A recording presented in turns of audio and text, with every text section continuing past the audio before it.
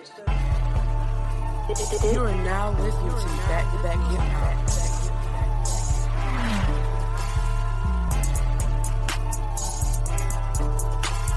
What's up, everybody? I'm Andy Alessio, and welcome to the latest edition of the Back to Back Hip Hop Podcast. Alongside me is Minneapolis artist, the Farrow. So how you doing, man? I'm good, man. I'm really good, man. I got a lot of blessings, so I'm feeling good. Dude, it shows, man. So your manager hooked me up with you about a couple weeks ago. Started listening to Catch My Groove. I'm like, holy shit, this is a joyous jam, dude. For real, it really is a positive energy, man. I do a little bit of positive music, a little bit, I guess, of like more mellow music and shit like that. It's kind of like depending on my mood. Wait, can I swear out here? Dude, of course. Okay, all right. I just want to make sure I'm not censoring myself too much. But so I mean, I do like a lot of upbeat music if I'm in like an upbeat mood and stuff. And that was just like a really dope time in my life this summer. It was a really good summer for me, and so that's when Catch My Groove dropped. When I feel like just from a personality standpoint, you're really upbeat. From what I see on Twitter, everything's positive. So like one of my favorite tweets from yours is turn your vague aspirations into concrete goals. Yeah, I can't take credit for that. Okay, where'd you get that? I read that somewhere. I don't know where I read it. Probably on some Gary Vee shit. Okay, right on. I don't know, but I don't know where I got it from, but it really stuck with me because I talked to a lot of my friends about kind of like they go the A route of like finish school, get a job, get a promotion, find a wife and, all that shit. And I kind of went the B route of entrepreneurial, following the arts, more following my passion. And they always talk to me about the things that they want to do or wish they were doing. And that's why I think that quote stuck with me. So I'm like, you can do all that shit. Like, you just got to actually do it. Like, turn it into concrete goals, put it on paper, and execute. Like, there's no, like, formula really besides that. So, I mean, looking into your own life, what specific situations do you credit have led you to turning those aspirations into concrete goals? I mean, I think the key to success is just failing a fuck ton of times. That's kind of been my blueprint. I made a lot of mistakes along the way. A lot of bad decisions, but I think the key was to make a decision. And so, I mean, a lot of my concrete goals are like they have to do with numbers and analytics and data. I follow a lot of trends when it comes to that. I'm big into the tech world and things like that. So I always look at the data. And so a lot of my concrete goals are usually like numbers based. And then I have, more fluid goals that I want to be this or be perceived as this, and different things like that. So what mistakes that you've made in the past really stick out that have led you to where you are? I think signing a deal with Sony was a big mistake for me at that point in my life. I kind of was just getting popping, and then I signed a deal, and it just kind of really killed my momentum as far as like releasing music and building up a fan base, because you get thrown right into a corporate environment, and they're kind of like, we want to do things our way, and they're 20 years older than me, so they have a lot of experience and things like that, but at the same time, they might not be as in touch. And so I think that was like a big mistake that I made, was signing too early. But I feel like, too, having that professional experience so early has to help you now when it comes to making those decisions. Oh, yeah, absolutely.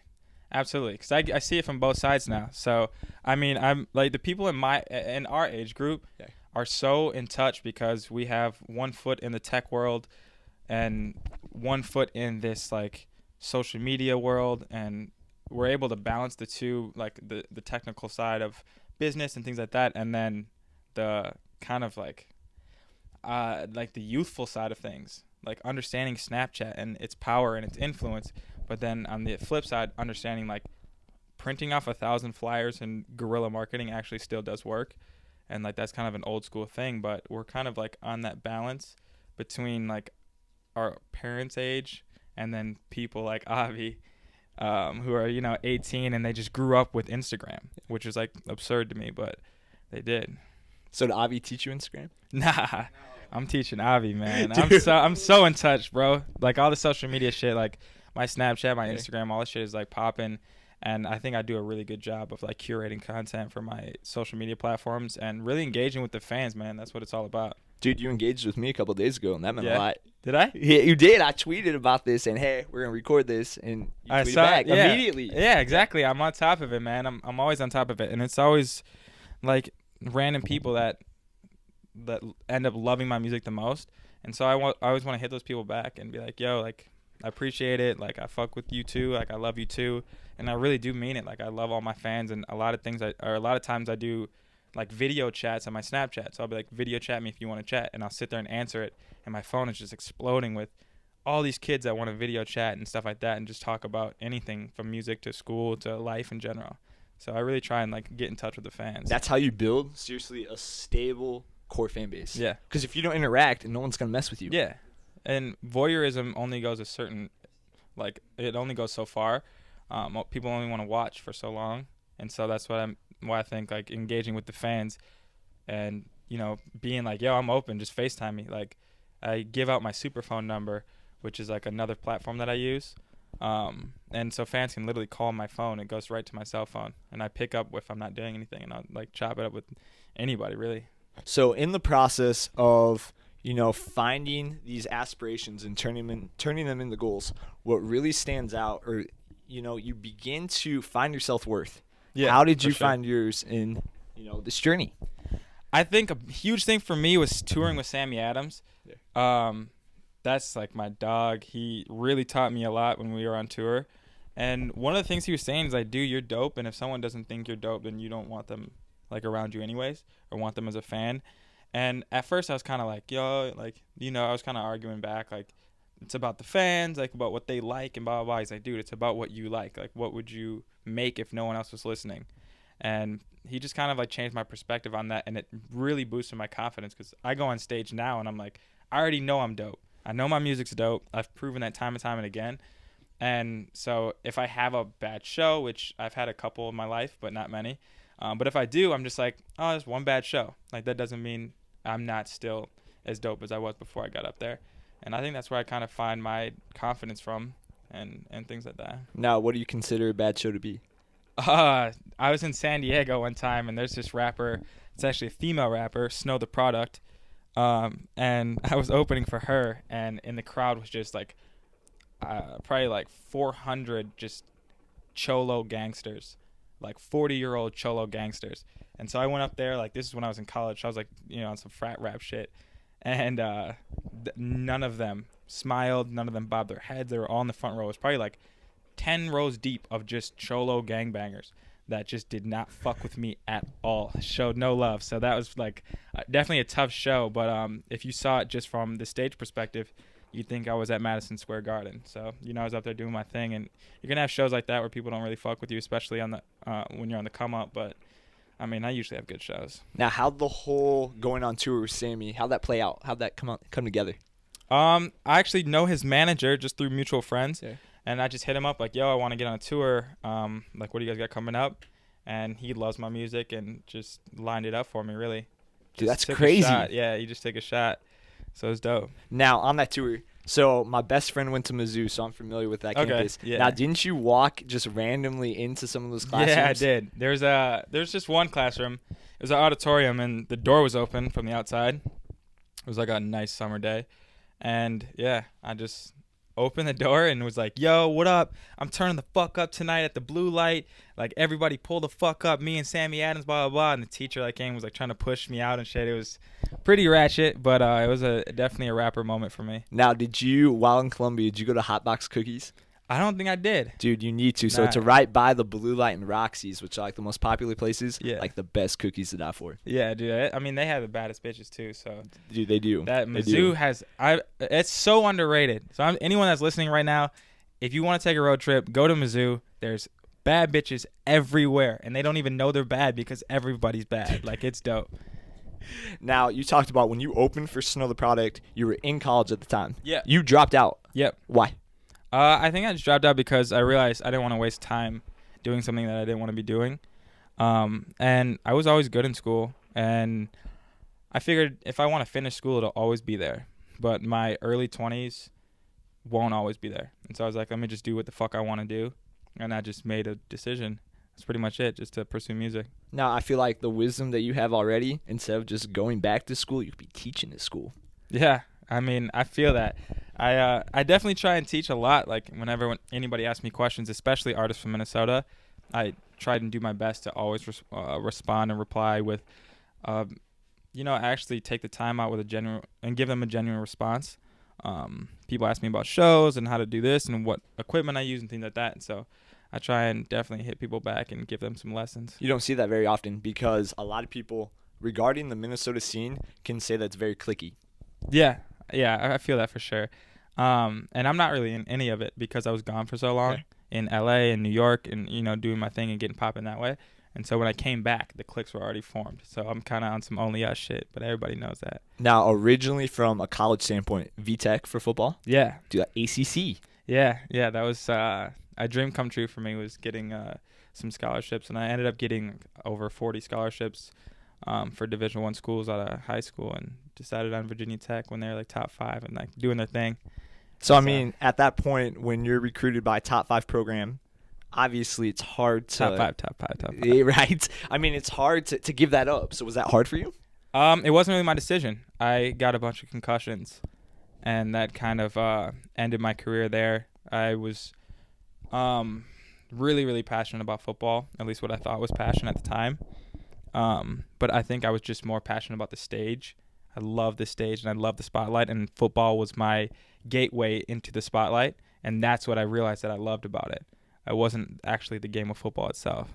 That sounds so synonymous to Mike Stud's story. Yeah? So Mike Stud was baseball pitcher at Duke, freshman All-American, gets Tommy John surgery, ends his career, goes to Rat, and look where he's at. Exactly. And Sammy and Mike actually have the same manager. Yeah. And so I opened for Mike a month and a half ago here, and I opened for him on New Year's. And so we got a lot of mutual friends and went out together and stuff like that. So him and I definitely chopped it up about our story. So, I mean, just from talking to you, what I like most about you is I can tell that you're patient. I mean, you're patient. And, I mean, you've said it too. Patience tastes bitter, but the aftertaste is sweet. And I feel like from the football situation, getting concussed multiple times, ending your career, that's a tribulation in the road, but here you are now. Yeah, it really is. And, I mean, it's been such a dope journey.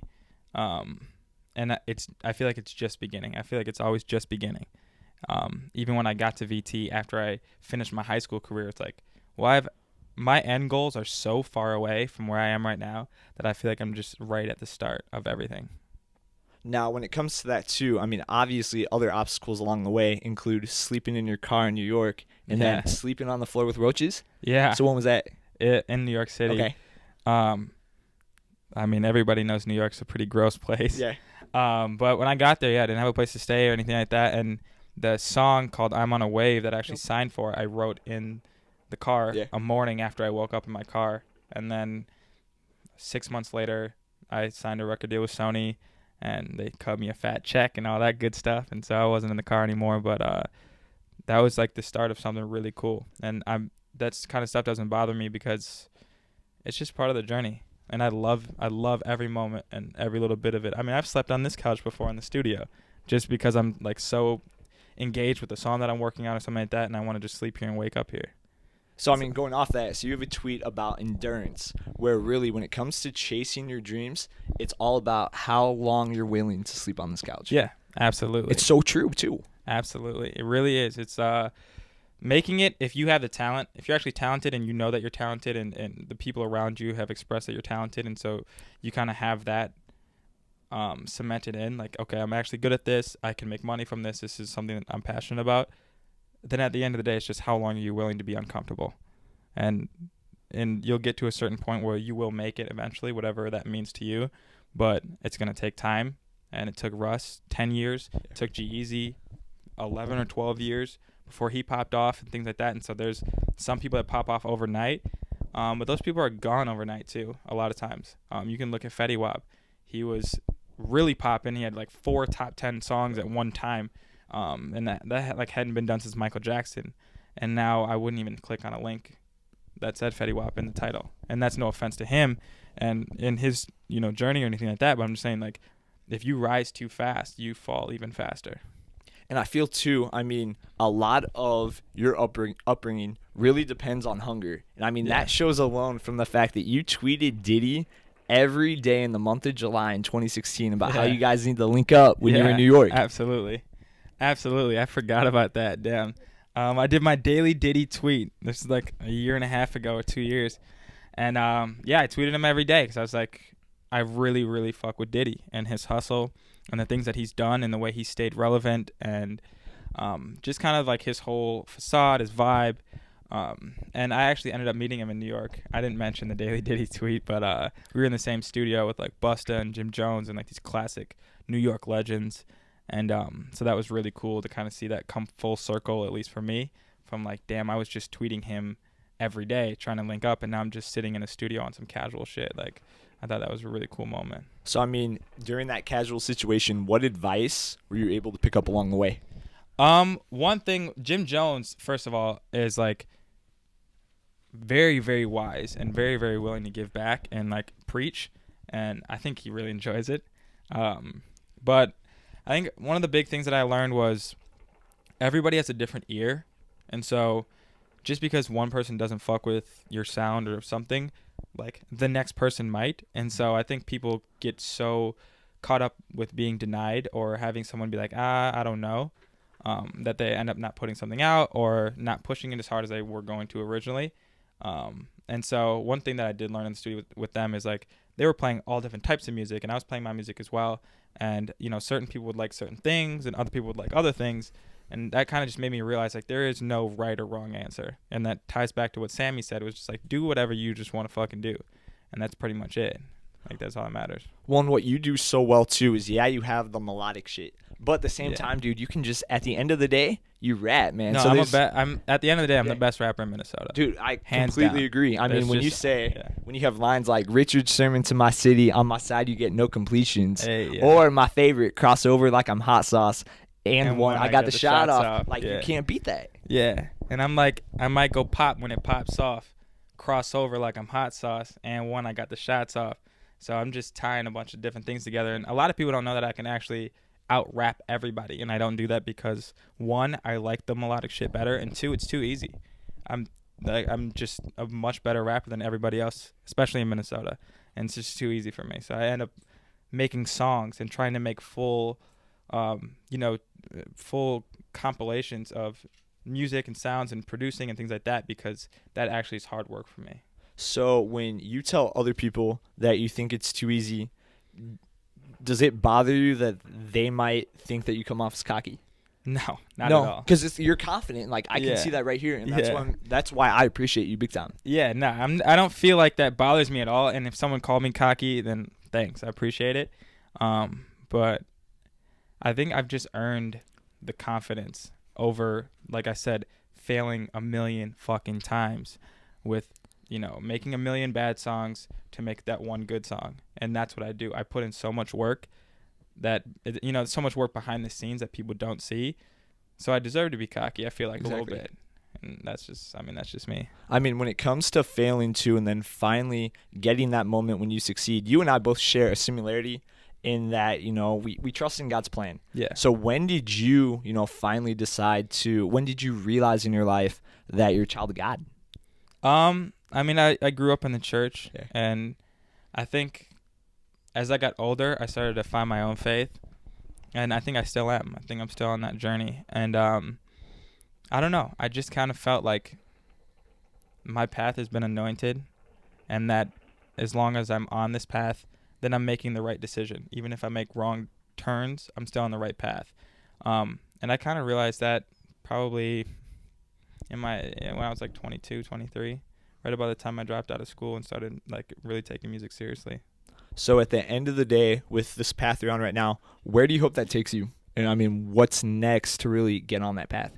I mean, at the end of the path, when I'm on my deathbed, I hope it's crazy to think about.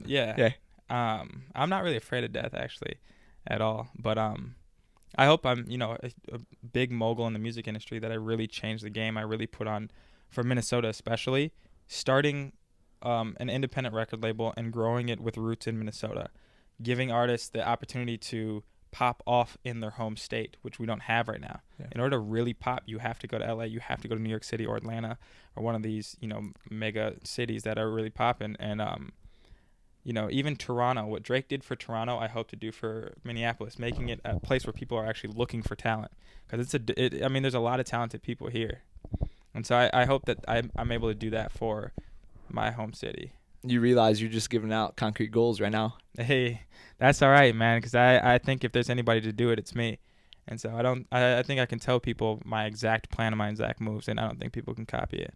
Now, so short term, new EP coming soon. Yep. We got the Yep. Indica feature, which I heard, which is Yes. dope as shit. Yes. Young bands. Jimmy Wapo. What else? Wapo. I'm working on some other stuff with some other artists that I'm gonna leave a little mystery to it. But I got an EP coming, and then I'm working on a headliner at the top of the year. Me and Avi are working that out right now. And so I think people will be excited once I announce that officially. Now, new song with Sammy Adams coming today. Yeah, just dropped actually a couple hours ago.